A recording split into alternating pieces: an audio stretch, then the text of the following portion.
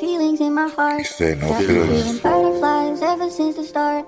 Every time I dream, I see you alone with me. This time I ain't gon' let this one slide. Cause baby, it's you and me forever now. You and me forever now. You and me forever now. You and me forever now. MD, you go crazy. You and me forever now. You and me forever now. You and me If forever now. it is love, why do I feel this way?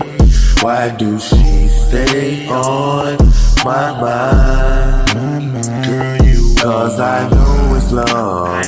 I want to stay with you. I want to love you till the end of time. Girl, you You on my mind like she used to be. Girl, you on my time like a wristwatch to me. Can't you see my feeling got me walking?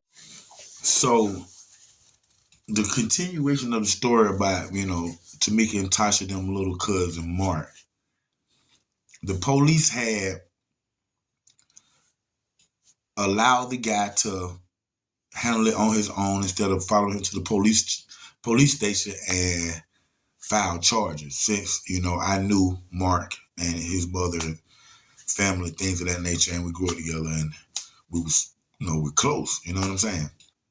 So once we exchanged number, he went back downstairs and I got on the phone with his mom, Dukes, and I was telling her what was going on, as far as what the man had said, the police, what I said, you know what I'm saying? Because, you have to watch what you say too, because, want to be snitching.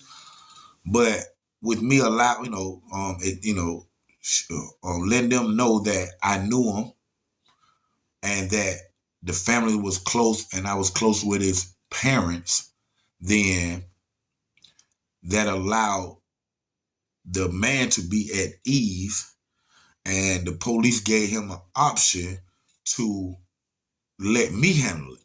You know what I'm saying? And I don't care what I had to say for my little homie and his family won't have to go through all that BS.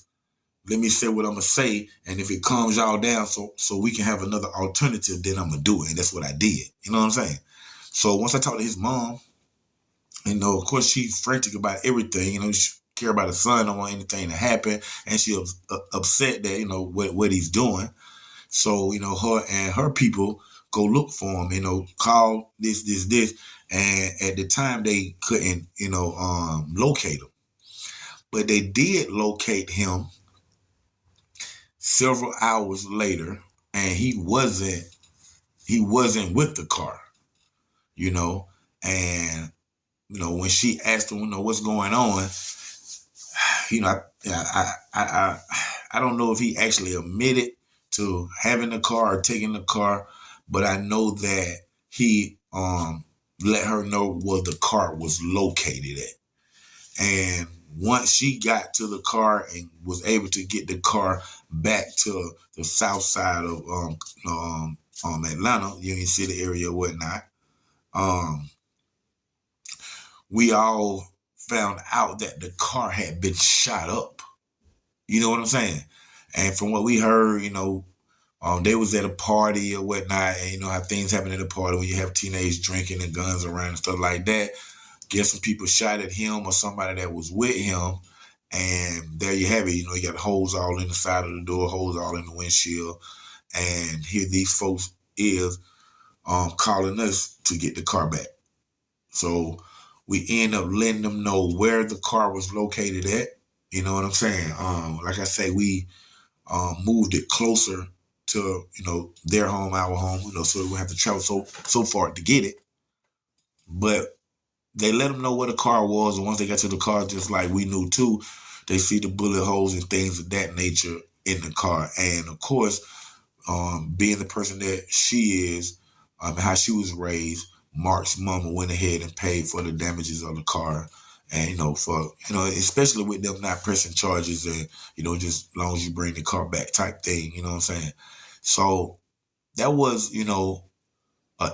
an incident that happened right before Mark ended up, in the tragic situation that he is. But bless him and bless Jehovah, because Jehovah is so good, and it could have been a whole lot worse than what it is right now. you know, and I'm glad that it's not.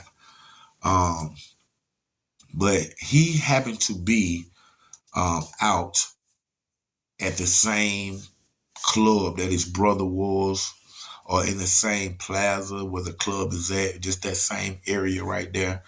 When his brother was, you know, got shot in the head and almost lost his life.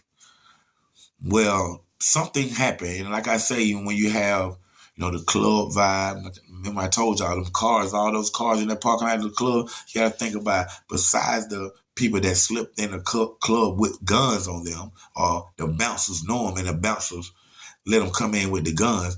You think about how many guns out there in those cars in the parking lot before you even go in that club. And that's what I think about. You know what I'm saying? And, you know, I come from the gunplay. That what makes me think about things like that. You know what I'm saying? So with that being said, man, something happened that night at that club, and shots was fired. Just like something happened at night at the club with Lil Reek, and shots was fired. This is a heavily shots fired club in College Park. And when I say College Park, meaning right across the street from Rick Ross' house. This real talk, I'm gonna bring y'all that story too, man. Right across the street, Rick Ross' house is deadly. Real talk. And shots are fired. And unfortunately, Lil Marc was hit. And once, you know, they got him to the hospital and he go through, you know, his surgeries and whatnot, you know, at the end of the day, Lil Marc ended up being paralyzed. And, you know, you have one brother that almost lost his life. He was shot in the head. And then he had the incident where he was sitting in the car and a guy got in his car, mistaking it for him and his wife's car. That, you know, him and his wife were also at the gas station. And he accidentally got into Lil Reek Xscape's them little cousin car and was shot and killed. And Lil Reek had to go, you know, to jail for that and make bond and out right now waiting trial. And then here it is, his youngest brother,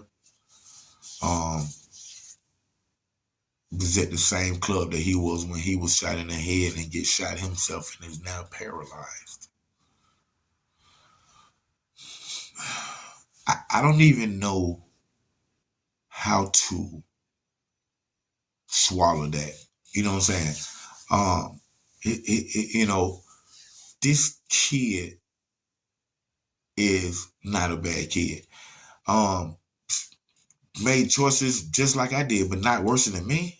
At his age, I made far more worse choices than him or his brother at their age. And I don't, you know, I don't think that nobody deserves to be hurt at all. You know what I'm saying? All those robberies and these stories that y'all hear about, I didn't hurt nobody in those. And when I did hurt somebody, it was protecting myself or my loved ones. And y'all didn't ever hear me say what I, you know, hurt somebody or did this to somebody in the old robbery, because I wasn't about hurting anybody. I was all about going in there, getting that money, getting that yayo, and getting up out of there. You know what I'm saying? But these kids right here didn't even have time to get in so much trouble. Like, you know, so he got in so much trouble in his life. He didn't have time to get in so much trouble. He didn't have time to just do all this bad stuff that I have done at his age and other people and stuff like that. I just think that it was very unfortunate that happened to him and his brother. This, you know, the second thing that happened to Reek. I pray that Jehovah continue to bless that family and protect both of them. And I pray that Marc gets some feeling back and he just, I want to see him riding on that motorcycle again, you know. Hey, man, life is too short. Don't take chances with it. This is your partner, OG Black Bart, right here on Underground Source TV, man. OG Black Boy 3700, film and TV producer Don Treese Knox. We love y'all. College Park, stand up. On the ceiling, vampire blade, girl, I'm down for the chill me with next, the aroma of sex, filling up the air while your legs up there. Yes, I'm feeling guilty, but the taste is so great. So put your ass in the air and put the pussy in my face. Wasting no time as you take off your clothes, licking on your neck and kissing on your toes. I don't deserve her, of course I don't deserve you, but I prefer you for what you really wanna do. Step inside my circle, pulling up like Steve Urkel. Yeah, I do that because the nigga's not verbal. If it isn't love, nigga, tell me what is it? You living too loud but too wide, that's the business. If it isn't love, what does it take for me to be with you all the time? If it isn't love, why does she stay on me, on top of me all the time? If it isn't love,